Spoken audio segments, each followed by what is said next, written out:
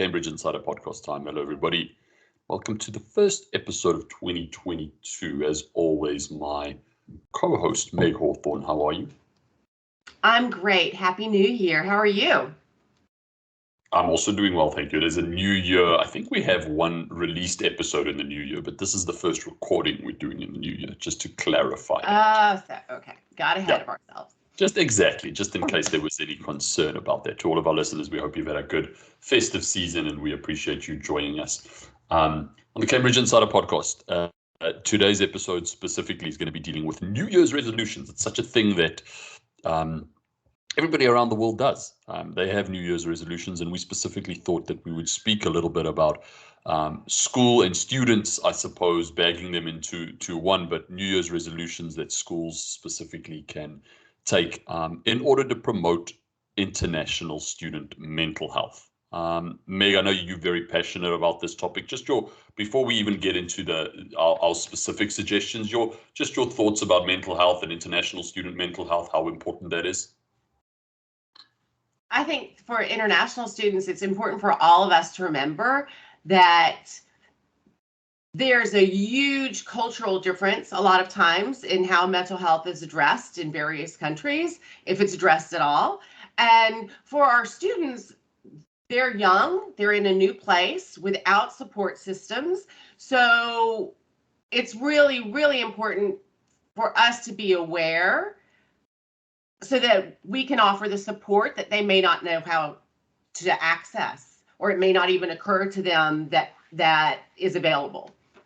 Absolutely. In addition to that, we must also always remember that we're dealing with teenagers who are going through, just sort of life as a teenager. So there's a lot going on there. And I think it's been such a prevalent topic the last couple of years across the globe, but specifically when it comes to students, high school students, middle school students, it's been such a prevalent topic. We want to make sure that we are doing everything to promote good mental health and access to resources if students require those.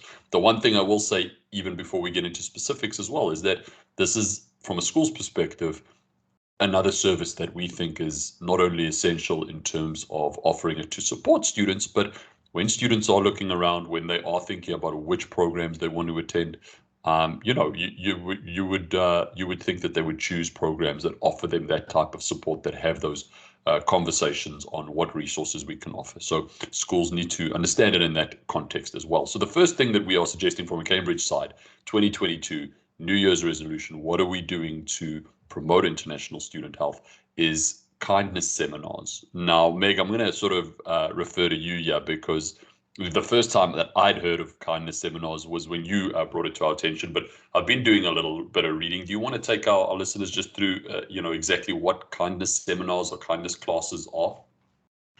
Kindness seminars are really kind of focused, bringing the whole idea of mindfulness and how the law of cause and effect, how your actions can really frame everything around you and really be impactful for somebody else. So this is started out in a small wave several years ago, I believe, and now it's really gaining momentum to the point that corporations are thinking of how to incorporate this into their trainings and into their mentorship programs.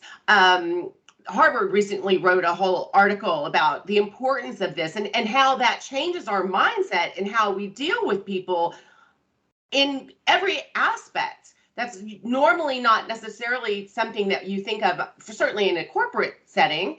And in a educational setting, it's something that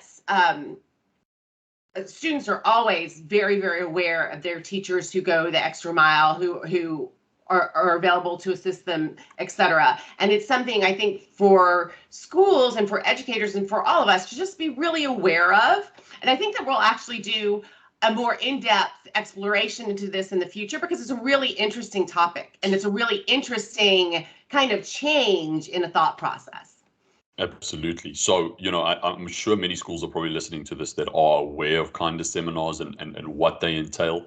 But certainly something that we continue to research and we see as going to be, a trending topic and something that can be very useful for our students. So certainly for schools to be aware of that, and to perhaps consider, offering some kind of kindness seminars for their students. I think not only in terms of the theory that will be dealt with in those classes, but also just promoting the idea that this is a topic, kindness, that we want to have trending and be something in our community, specifically when it comes to international students. If you think back the past year and a half, 2 years with coronavirus, or rather sort of hate and racism that we've seen, this is sort of, maybe the answer to a little bit of what we've seen. So as Meg mentioned, we'll be doing a full exploration of kindness seminars, but what we'll also try and do is get a couple articles that we can post in the show notes, but stay tuned for a little bit more on kindness seminars as the year progresses. So that would be the first one that we suggest for schools to at least consider. The second one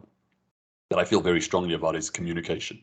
I think it's so important when we do talk about student mental health, that communication from the school's perspective is not only on point, but that it, and very, what's the word I'm looking for?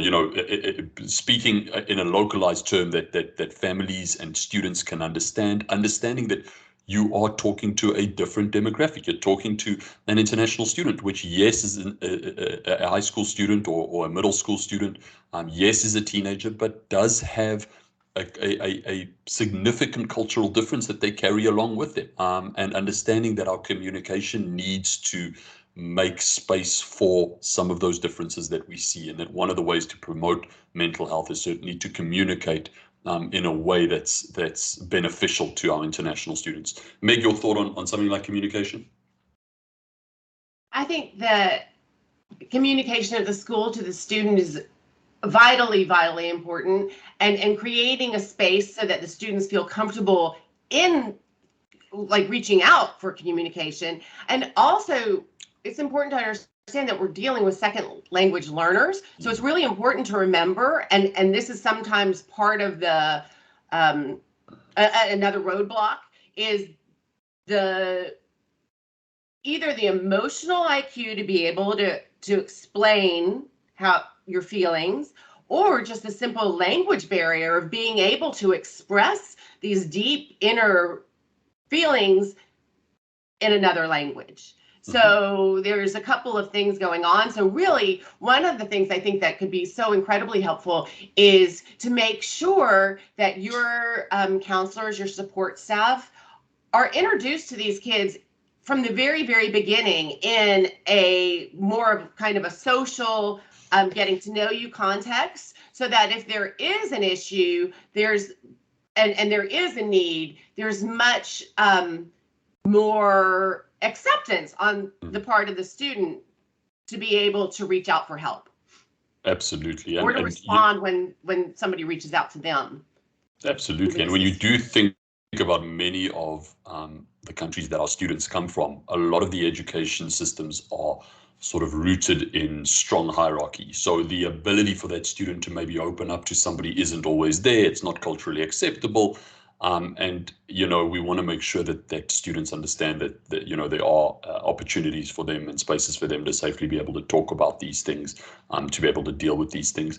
In addition as well, just your day-to-day communication. When you are, as a school, sending out mass communication to your school population about something mundane, it could be about, a sports event that's coming up. Does that cater to international students? What is some of the language that we're using that could potentially, exclude international students? We certainly want to just be specific in terms of how we communicate, whether that be on a day-to-day basis, some of the communication that we're sending out via email. These are all important aspects to remember when it comes to communication. It's such a vital part and cog in the whole idea of mental health. So certainly look at communication. Again, reach out to your student development managers as well, who are very well versed in how to communicate effectively with some of our international students. The third thing that I think then that I feel very strongly about, I think Meg and I both feel very strongly about, is promoting extracurricular activities. I think a lot can be said for the fact that many of our international students come to the US specifically to perform academically, and oftentimes extracurricular activities are a secondary thought, something that isn't really emphasized. But again, when it comes to looking after holistically your health, both mental and physical, extracurricular activities, whether that be part of the, chess club, or whether that be, doing a cross-country run, just such an important part of holistic health, and being able to switch off, being able to enjoy community, being able to, get the positive effects of physical exercise, and sometimes doing something outside of the classroom. All of those things, and we can speak for a long time about this, but really are important, and something which I think often is overlooked by our international population. So again, as a school, how do we communicate this? How do we emphasize extracurricular activities without forcing it upon somebody? How do we make sure that our students are getting involved, because we all know and understand how important it is for mental health? So some of our programs actually have a point person or a coordinator who actually takes that as a meaningful part of their job, not only to explain, like the guidance counselors are explaining how the U.S. school system is looking at a holistic student. So it's not just your grades, it's all these other things that you have that you're interested in, et cetera, so they can see a whole picture of you. But also it's so important not only to say, okay, you can join these clubs and sign up day is this, but if somebody isn't participating, to really be able to sit down with them and say, okay, what do you like to do? Let me introduce you to the person who organizes that club. Let me, and take the extra steps, because again, this is something that a lot of these kids have never had the opportunity to do. And so really to kind of hold their hand through the process is sometimes necessary just to get their feet wet. And the other exciting thing is that there are clubs for so many things. Some kids are gamers, that's what they really like to do, and the esports is a very valid thing. I've had students at schools set up esports programs that became really popular programs. So it's all about doing something that you love, trying something new, and also creating new relationships within that space. So all of those add to your mental health, right? Your positive mental health. So extracurriculars are great on so many levels, and sometimes they just need a little extra boost to be able to get involved. Absolutely, absolutely. Well said. And the final one that I think we're going to mention today, and I think it encapsulates a lot of what we've already spoken about, is peer mentorship, and pairing up international students with mentors, and with sort of buddy type system. That not only gives them that sort of foot in the door when it comes to creating maybe a first meaningful friendship, being part of that community, but also creating a segue for them to understand many of these things, understanding mental health, understanding extracurricular activities. What benefit does it have? Maybe a peer mentor that can drag you along to a kindness seminar for the first time. So, understanding that you're an international student, you arrive on these shores, you can't speak the language maybe as fluently as you would like, and as fluently as you're comfortable with. Pairing, an international student with a domestic kid that can help them, take them through these steps, become that first sort of point of contact. We just think it's an incredibly important part of the international program as a whole. Big part of mental health, and just a great way to re-emphasize at a very easy level for these students some of what's important in mental health. And we've seen it being successful in so many of our programs across the country where we've implemented these. Yeah. Meg, I like the topic. It's important when we do think about New Year's resolutions that, we talk about mental health. Again, I want to emphasize that it's become such an important thing. But, a big part of what we do at Cambridge and all of our school partners is if we can have successful students, that's going to promote the longevity of your program. That's going to make sure that when students' mental health is doing well, that they're able to be successful, reach their goals and dreams, but that as a school, we can also reach the goals that we have for individual students. And we understand that this is a big challenge for us, specifically cross-culturally. Any final thoughts from your side on this topic?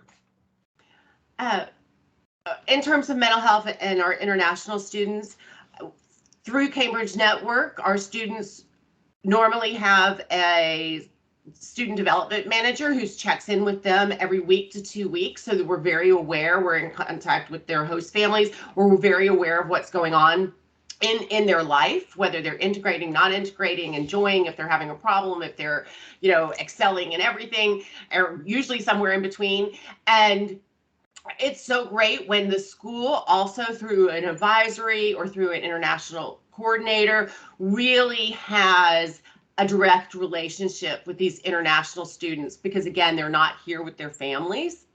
So if we're not paying attention, sometimes they can be going through things that we're not even aware of. So to really reach out and make not only the understanding of all of this a little bit more comfortable, or even a basic introduction, but also to keep in touch in a real way through conversations and through updates, to make sure that everybody's on the same page and that anybody who does need assistance has it.